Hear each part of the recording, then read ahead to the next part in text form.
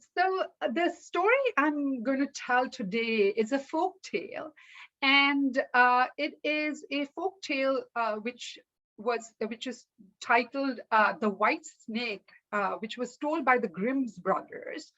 But there are many versions after that, and I have created my version after reading some of the other versions, kind of to make it a little bit my own. And I have titled it Strange Voices based on Dan Yazinski's version.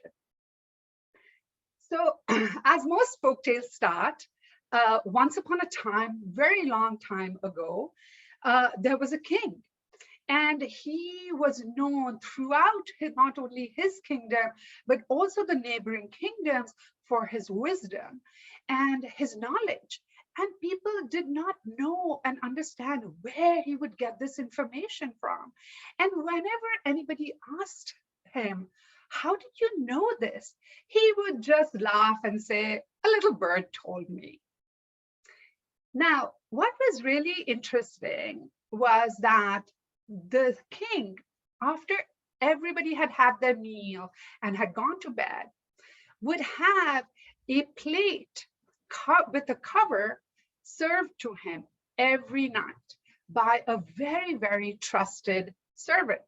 Now, even that young man did not know what was in the plate and which had a cover on it. And every night he would go serve the king. And when the king was done, he would take the plate again with the cover back to the kitchen, not knowing what it was. One day, the curiosity took over, and he could not bear to not know what was under the cover. So after he had served the king and he'd waited outside and the king was done, he took the plate, still with the cover on top, and he decided, I'm just going to check what's under it. And he took it to his room and he closed the door and he lifted the cover. And on the plate was a white snake, and it had been cooked. And he wondered, I wonder how it tastes. So he took a little bit of the white snake and he ate it. And all of a sudden, he could hear voices new and strange, and this chirping beyond the human range. And he looked, and on his windowsill were these two sparrows, and they were talking to each other. And one said to the other, oh, I am so tired flying all day. How was your day? The sparrow asks the other sparrow, and the sparrow says, oh my gosh, you won't believe the things I saw today.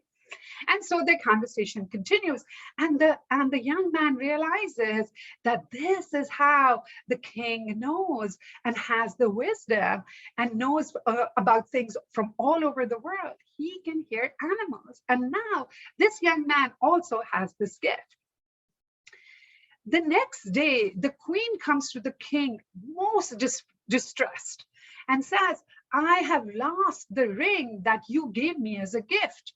And I had set it in my chamber, in my women's chamber. And no one goes in there except you and the trusted servant. So the king is very upset, and he calls the trusted servant and says, you must have stolen the ring. And he begs and he pleads. The young man says, your highness, you know I am your trusted servant. I would never steal from you. And the king says, well, you know what? Nobody else goes into the queen's chamber. You are my trusted servant, and you're the only one allowed to go in there. So it must be you. And if it wasn't you, because I've trusted you for so long, you have 24 hours to either find the ring and find out who the culprit is, or I'm going to throw you into prison. Now, the young man is really upset. He knows he hasn't stolen the ring. So he starts looking all over the palace, and he's also looking all over the grounds. And then he hears voices, new and strange, some quacking beyond the human range. And by the pond, he sees these two ducks talking to each other. And one duck says to the other, oh, my belly hurts.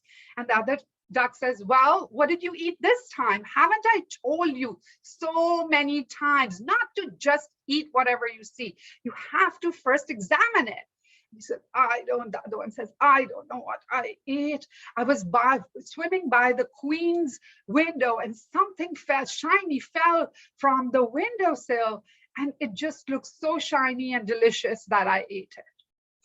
Hearing this, the young man walks up to the duck, grabs it by its neck and takes it to the kitchen. And he tells the royal chef, he says, doesn't this duck look really good for the king's meal tonight? And the chef looks at it and says, yeah, it is really nice and fat. I think this is going to make a great dish for the king. And as soon as the chef slices open the duck, they find the queen's ring in the duck's belly. And the young man takes the ring to the king, and the king is so embarrassed for having accused his trusted servant for stealing the ring. And he says, you can have any position you want in my court. And the young man says, you know, I rather have my freedom. And the king agrees. And because he's so embarrassed, he gives the young man a bag of gold and tells him that he can choose any horse he wants from the royal stable. So the young man goes into the stable with his bag of gold, very happy to have his freedom. And as he's walking through the stable, looking at all the horses to see which one to pick, he hears this voice, new and strange, some neighing beyond the human range. And he sees this horse, and the horse says to him, pick me. I will be loyal to you, and I will show you adventures you have never seen. And this young man sees this horse, beautiful, elegant, graceful mare. She's got this black mane that just flops across her eye. And he says, well, why not? I'm off on some new adventures. You can come along with me. And he climbs up onto his new friend, and they ride off together. And they ride through the forest, through the night. And the morning, as they're riding through, and still going through the forest, they come across a lake. And the young man hears voices, new and strange, some gulping beyond the human range. And when he looks down in the water, in the lake, there are these 3 fish, and they're stuck in their reeds. And they said, please help us, we're stuck. If you don't help us, we will die. So the young man, because he's so kind, gets off his horse and helps the fish. And they say to him, we will remember you and pay this debt when it is due. And with that, they swim away. The young man and the horse take off on the rest of their adventure. And they're traveling through, and all of a sudden, the young man hears new voices, new and strange, some peeping beyond the human range. And he stops the horse because he hears the sound. It says, stop, you're crushing us. And he looks down, and there is the king of the ants. And the king of the ants says, you are crushing us and killing us, just stop. And the young man, who's so compassionate, says, I am so sorry, I didn't see you. And the ant king says, of course, you humans never see us. And the young man says, I am so sorry, we will walk around, we will go around and pass by and let you take off on your journey. And the ant king says, we will remember you and pay this debt when it is due. And with that, they say goodbye. And the horse and the young man continue on their journey. And they travel through another city and through another forest. And they're again traveling through one day. And the young man hears voices new and strange, some quacking beyond the human range. And he sees that he hears these ravens, and the father raven is really angry. He says, you 3 little chicklets have been eating and are ungrateful, and I'm throwing you out of my nest. And he throws the three little ravens out of their nest. And they haven't even learned to fly yet. And they're lying there on the ground, and they say to the young man, please help us, please help us.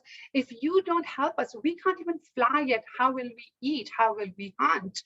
If you don't help us, we will die. Now the young man's very compassionate, but he says, you know, you ravens eat meat. I don't have any. I don't know what to do. I don't know how to help you. And then the horse says to the young man, well, you can kill me and they can feast on me. And the young man says, no, and he throws his arms around the horse's neck and says, I can never do that. You are my friend. We have traveled together and seen such adventures. I cannot do that. I will not do that. And the horse says to him, look, we've had great adventures, but if we don't help these three little ravens, they will die. You must kill me so that these ravens can live. So with a heavy heart, the young man with his sword kills his beloved horse so that the ravens can have a meal. But the ravens say to him, we will remember you and pay the debt when it is due. And very sad, the young man now takes off and travels through the woods and through the forest. But what is even stranger is that he cannot hear the animals anymore. And as night is falling, he comes onto the city. And it's dark, it's evening time, there's no one around on the streets, but he finds an inn. And he goes into the inn, and inside it is filled with these young men who look like noblemen, like princes even. And they're all just sitting there with long faces, just very, very sad. So the young man goes up to the innkeeper, orders a drink, and says, what's going on? Why are these men so sad? Like what? And like, who are they? They look like noblemen and princes, but what are they doing here? And the innkeeper explains to him. And he says, the princess has finally agreed to marry, but she has put some conditions.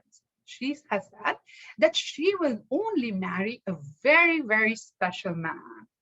And she has set out these three impossible tasks. And the young man asks the innkeeper, well, what are the three impossible tasks? And the innkeeper says, nobody knows, because they can't pass the first one. They all get stumped after the first one. So nobody knows what the second and third task is. So the young man says, well, what have I to lose? I go tomorrow to check it out and see what the tasks are. So the next morning, early morning, he's the first one there at the king's court, and he sees the princess, and he looks at her, and she has this dark black raven colored mane that just kind of flops around her eye. And when she turns her neck so gracefully, he feels like he's seen her somewhere before, but he can't exactly tell. But he's there to win her heart. And he asks, well, what is my first task? And the princess looks at this young man who isn't even like a prince or a nobleman. And she says, how is he going to even pass this test? But she had said she would marry anyone who passes all three tests, because she is looking for someone very special. So she brings him to the seaside and throws a ring into the water and says, if you can go bring me that ring, I will marry you. So the young man gets ready He's like, okay, how am I mean, this is just such a vast body of water. How am I even going to find the ring? And as he's standing on the shore, just still thinking about this and wondering, three fish swim up, and one of them has a mussel in its mouth, and it leaves it by his feet. And before he can even thank them, they swim away. And when he opens the mussel, right inside is the gold ring. And he grabs the ring and he runs back and he gives it to the princess. And she is quite surprised. No one has been able to do that so far. So she says, well, I guess you've passed the first task, but there are two more. And he's like, okay, I'm ready for the second one. And she grabs these bags of millet seeds and she just tosses them around, all this millet all over the floor. And she tells him, by morning, you need to have each and every seed picked up. And if you have all the seeds picked up, I will marry you. Now he looks around and there are 10 bags of millet seeds everywhere. By morning, that's an impossible task. But what does he have to lose? So he starts picking one after the other. And he gets really tired and it's nighttime now. And before he's really trying not to fall asleep. But before he knows it, even he has fallen asleep. In the morning when he wakes up, he's like, okay, I guess I blew it. But when he looks around, all the millet seeds around him have been picked up and put into the bags. And as he looks around, he sees a row of ants walking away. And before he can even say thank you, they're all gone. When the princess comes down in the morning and sees that all the seeds have been picked up and they're in the bags, she is astonished. And now she's starting to believe that after all, this is that special person she's been looking for. And she says, well, there's one more task for you. And if you can do that, I will marry you. And he is ready for an adventure. So he says, well, what is it? And she says, bring me the apple of life from the center of the earth. And the young man wonders, where is the center of the earth? What does this apple of life even look like? But he decides, what has he got to lose? And he starts walking through the city and comes to the edge of the forest. But before he can even enter the forest, he sees 3 ravens flying above him. And one of them opens his mouth and drops an apple, a golden apple, into his hands. And he takes that apple to the princess and offers it to her. The princess cuts the apple and offers half to him and eats half. And she knows that this is the special man she had been looking for. And the next day, there's big celebration, and the princess marries this young man. And he always wonders, like, where has he met her before? She looks still so familiar, like he'd known her from before. And whenever she laughs, he thinks it sounds a little bit like nay.